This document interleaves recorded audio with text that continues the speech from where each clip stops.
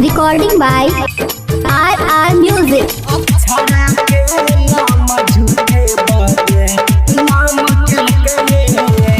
Music by DJ Guddu Raj.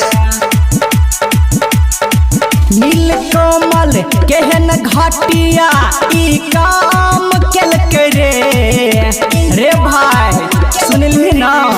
नीलकमल केहन घाटिया ई काम केलकै रे। अक्षरा के नाम झूठे बद नाम केलकै रे। अक्षरा के नाम झूठे बद नाम केलकै रे। Recording by RR Music.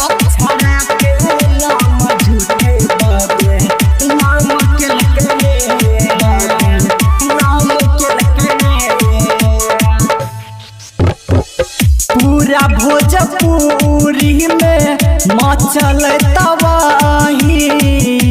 के देते साथ ओकर के देते गवाही।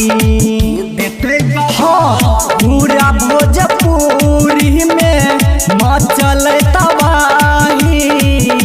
के देते साथ ओकर के देते गवाही। पूरा जाना जनाधर ई सवाल केलकै रे।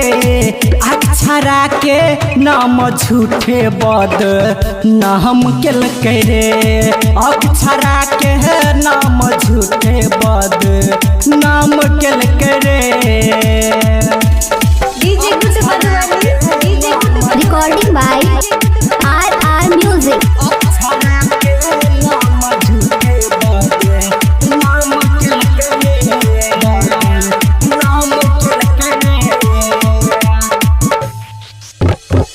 राइटर राजा विजय करे छै विरोध रे।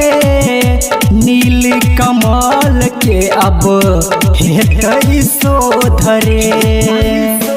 हाँ प्यारे लाल जितेंद्र सरज करे छै विरोध रे।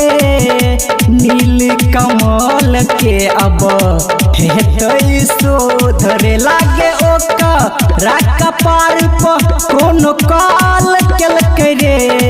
अक्षरा के नाम झूठे बद नाम केलकै रे। अक्षरा के नाम झूठे बद नाम केलकै रे। सही कहै छियौ।